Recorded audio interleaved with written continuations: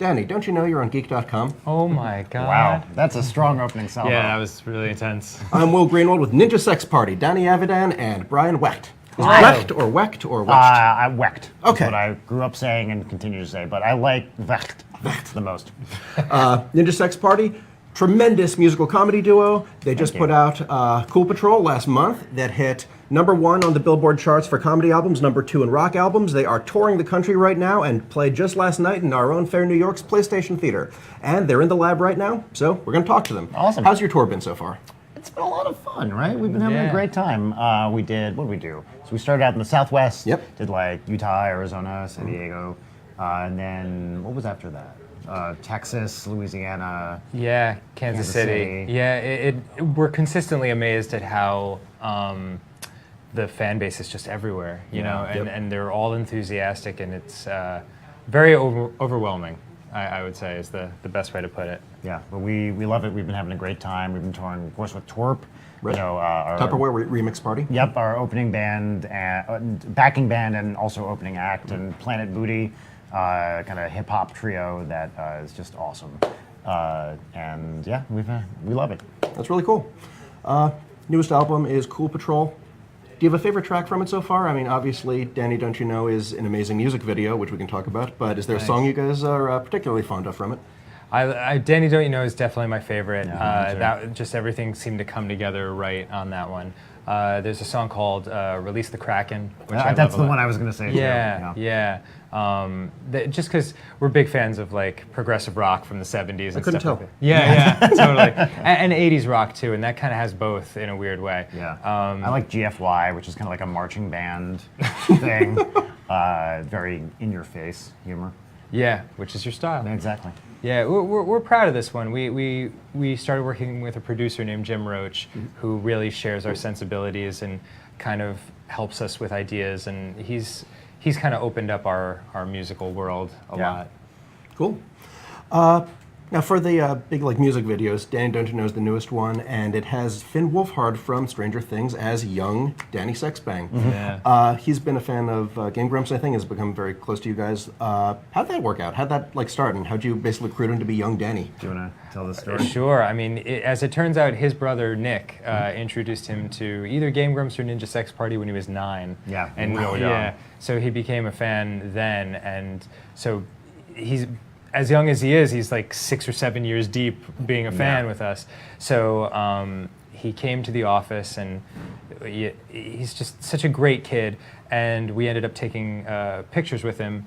But I happened to be wearing the same shirt as him, and it looked shockingly like an evolutionary timeline. Yeah, they were standing right next to each other, and it was like, oh my god, it's the same person. That's Yeah. amazing. Yeah. And so we just decided to sort of write a song around that, because we asked him if he'd be cool with, playing the young version of me in a video. And then we asked his dad permission, and his dad said yes. And just the whole family is really cool. It's the only time we've ever written a song based on like a photo, basically. But it's a great song and a great video you can check out now. Thanks. Another one from the same album is Cool Patrol, which I think is your most viewed music video on the channel with like 12 million views. Yeah. Sort of how did that come together, and did you intend it specifically to be a canon sequel to Attitude City? Let's answer the second question first. No, but I like thinking about it like that. That's cool. We don't really think about the canon too much, but I do love the machinations that people need to go through to try to get everything to be in the same universe. There was what was the question we got asked?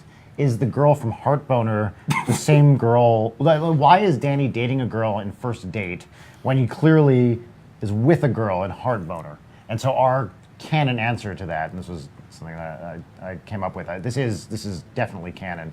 Is that First Date takes place hundreds of years after Heartboner? That doesn't make any sense. No, just It does. hear me out. Okay, sure. And the girl in Heartboner is dead.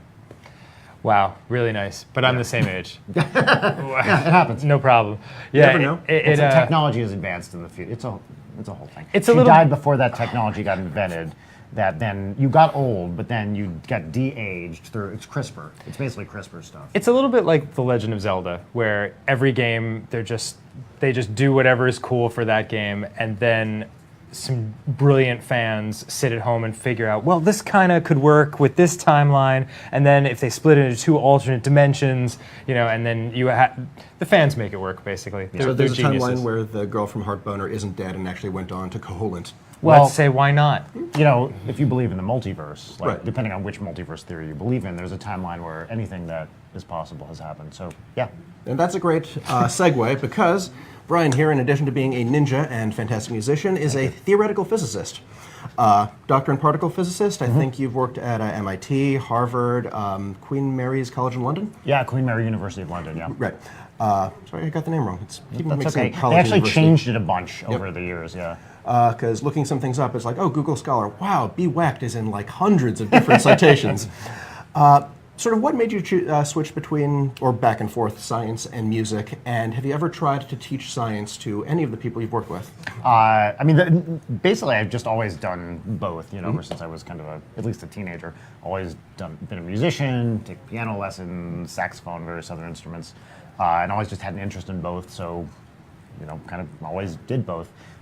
When it came time to pick, I knew I wanted to go to grad school because I just wanted to learn more about stuff, and physics seemed interesting, and then just kind of followed that track until this sort of took off and seemed like a reasonable thing to do full time. Occasionally, people ask me about physics, when we're hanging out, but I think they don't really want to hear my answer, and so generally interest peters out about 30 seconds into, well, let's start with the basics, and then people stop caring about what I have to say. That's kind of a shame. Yeah.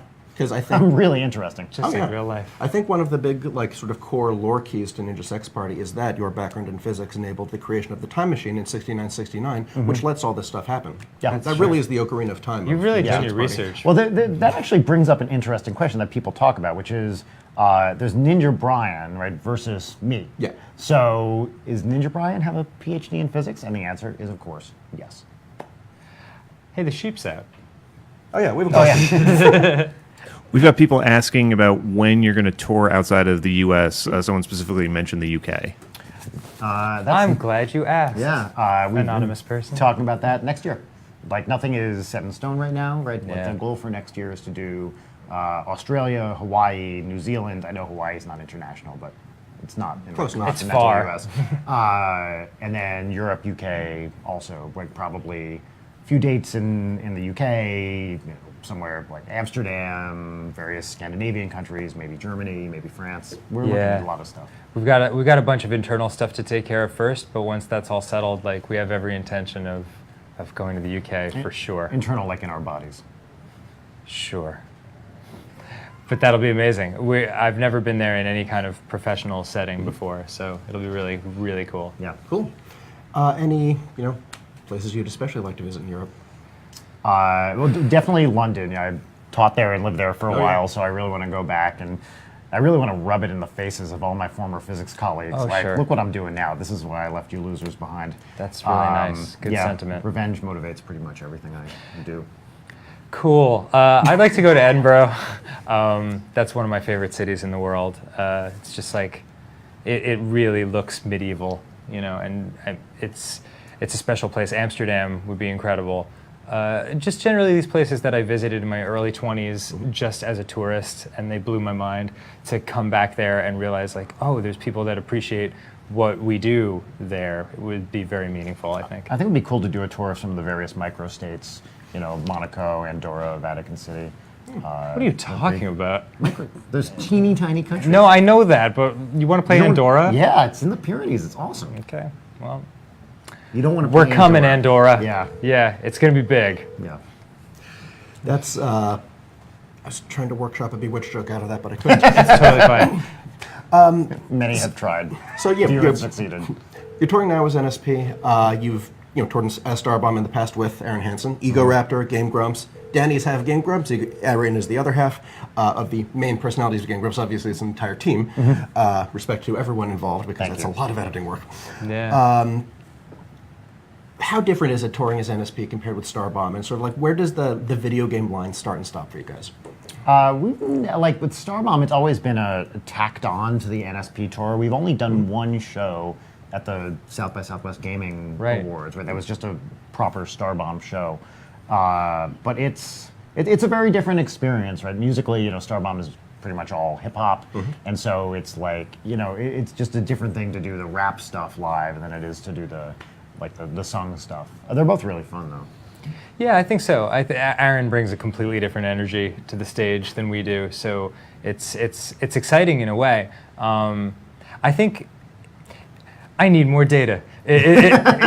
We've just had very limited experience doing Starbomb songs, and it was really fun. But we've toured or played shows as Ninja Sex Party in some form for almost 10 years now, so it really is a different kind of feeling. Yep.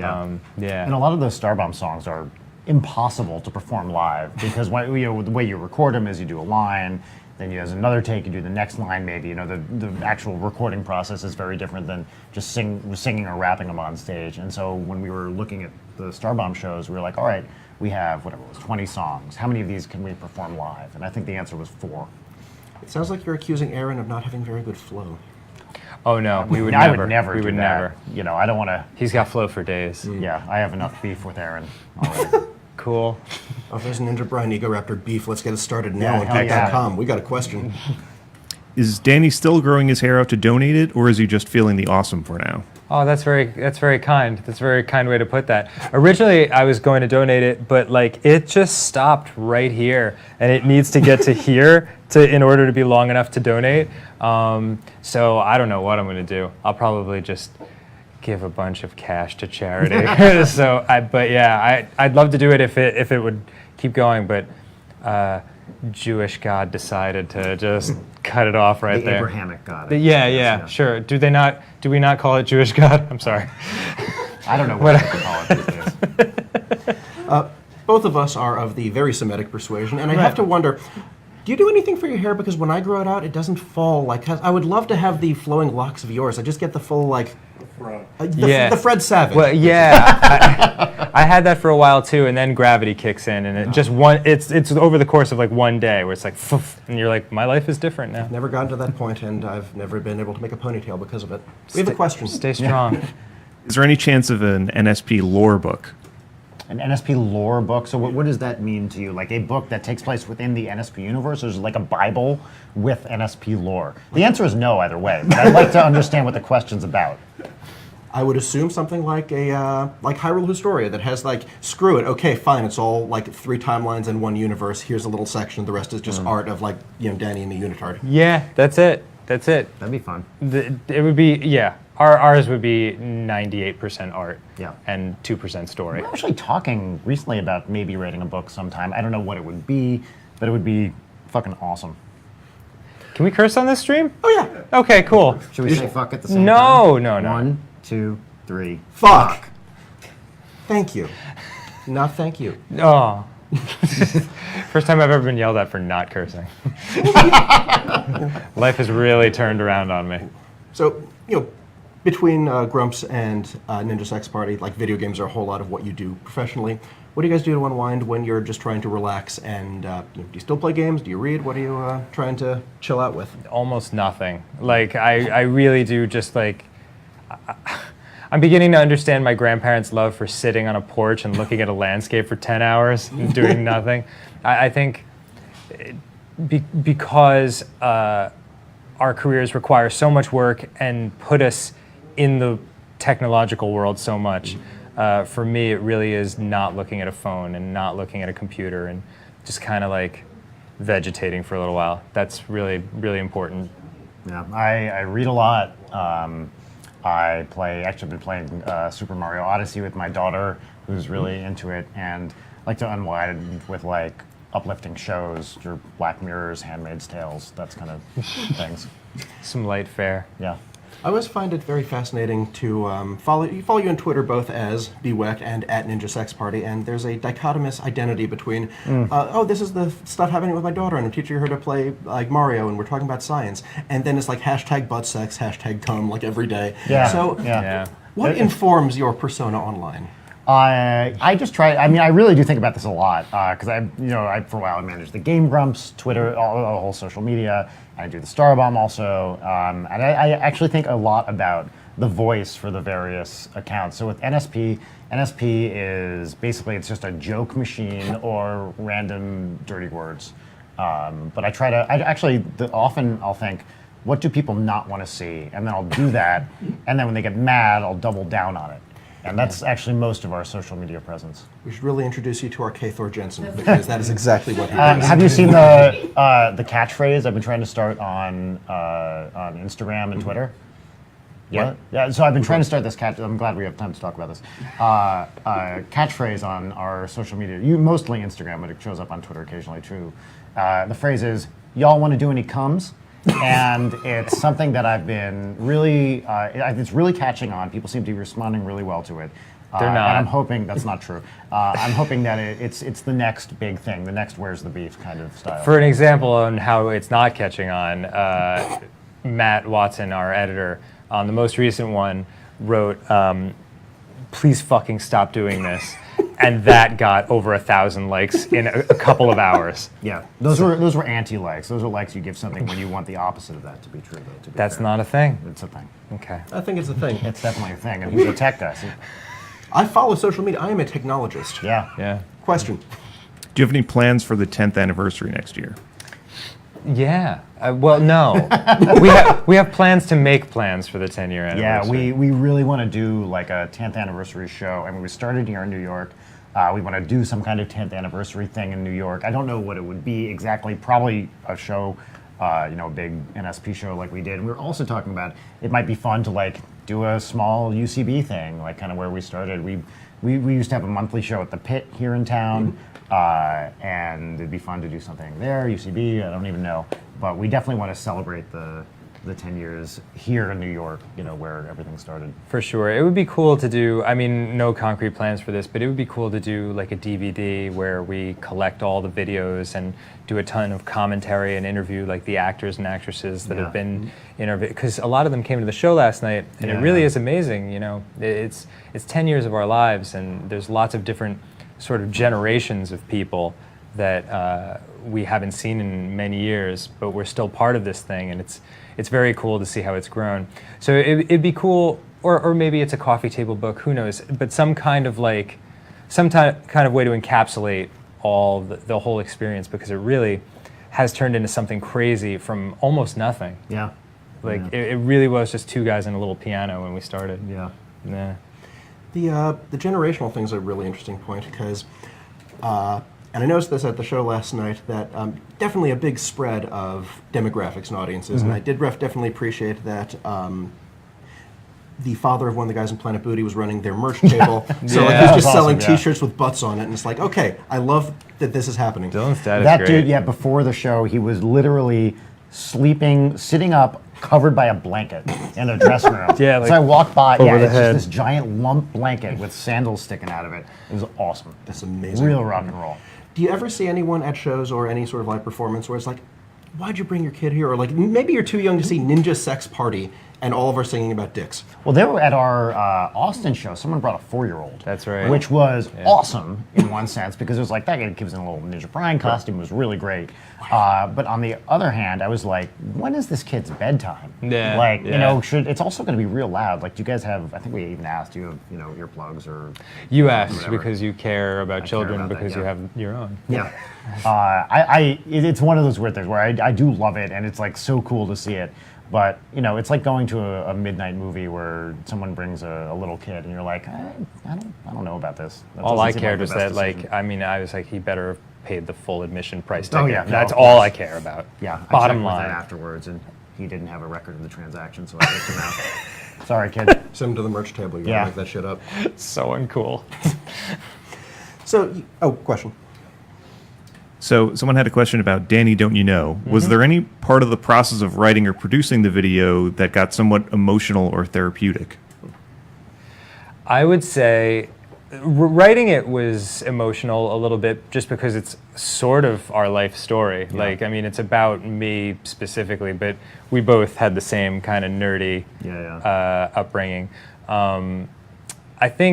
I think it got more emotional when we put it into the public sphere, and people started having a much different reaction to it than they'd had with any of our previous songs. By far, just a much bigger.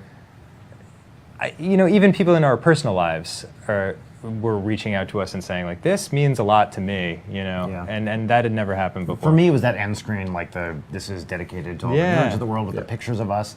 That when I saw that for the first time, when that was in, I was like, it really hit me. Yeah. Like more than anything up to that point.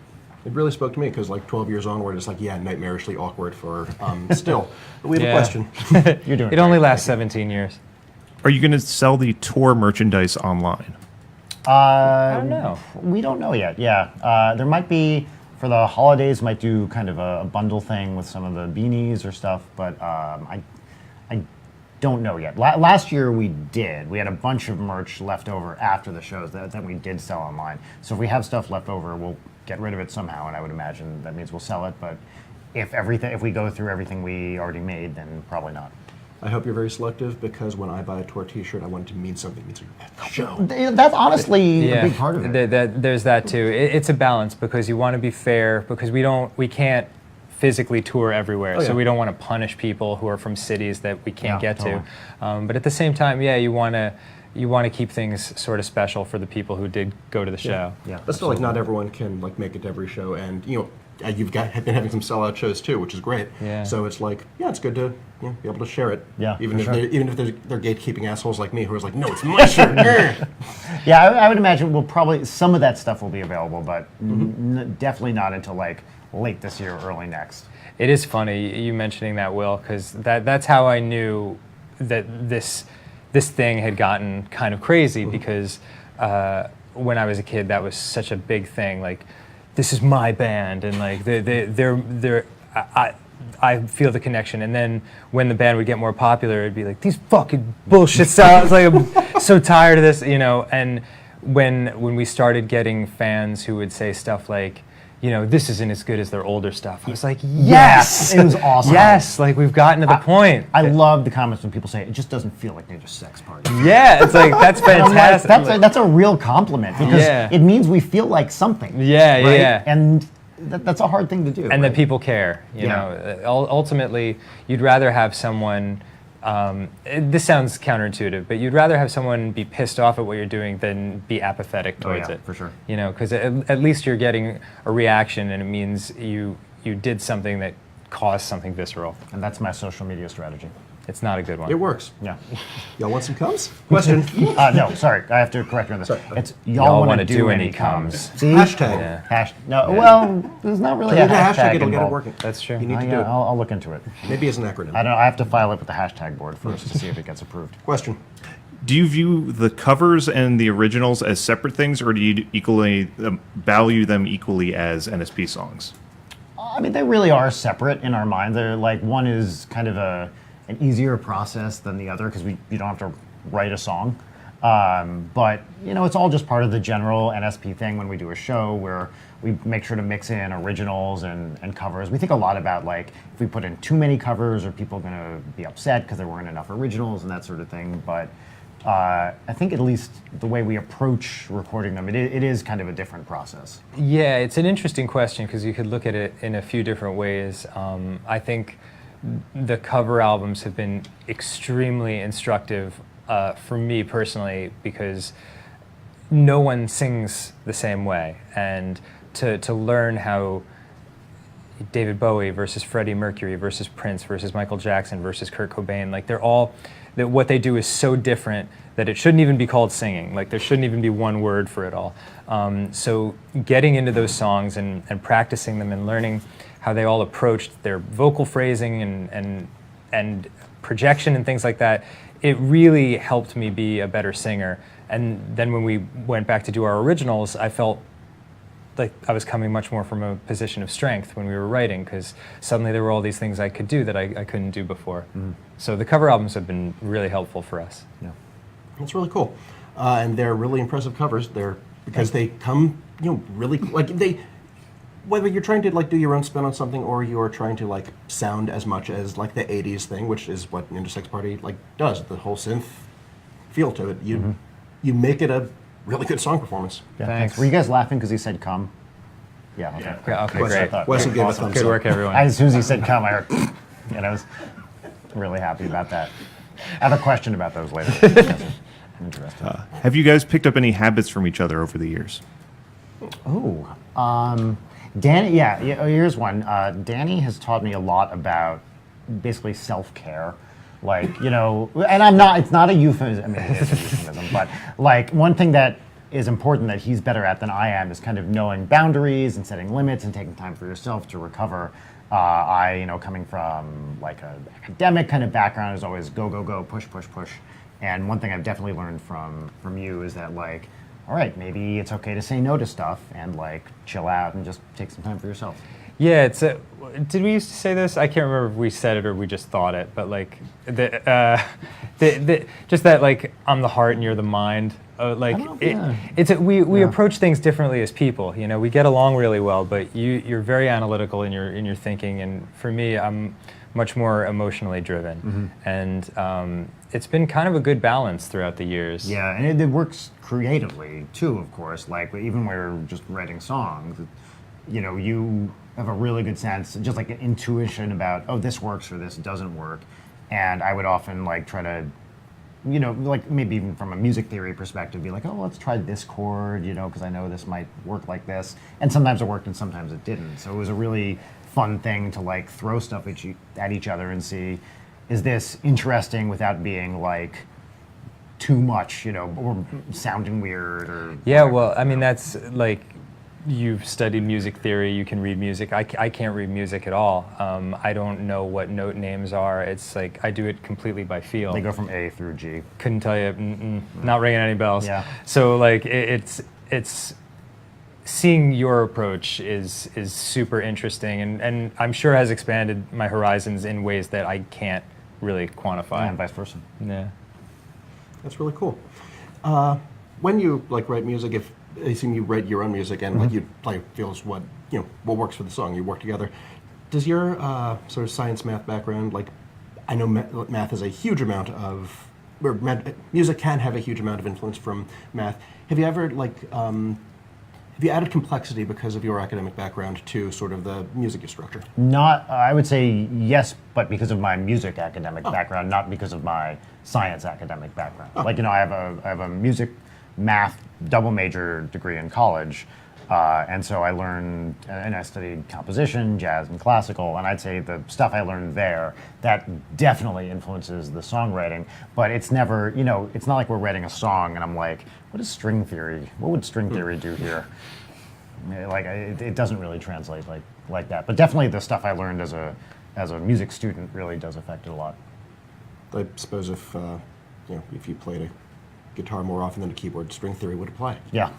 You've heard that 5,000 times. No, but you know what? Never mind. No, it was bad. I shouldn't have gotten that high five. I'm glad you did it. Thank you.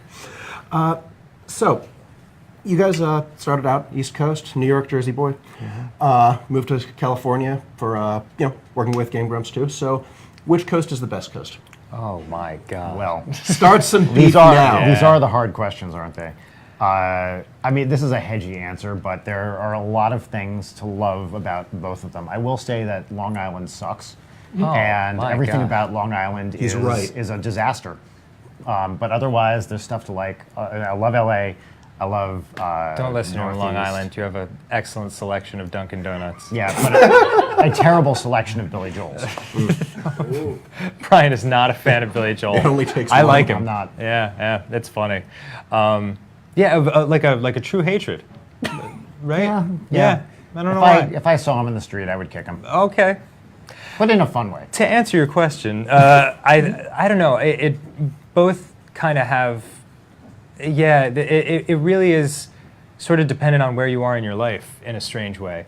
Los Angeles, I've been living there for almost 7 years now.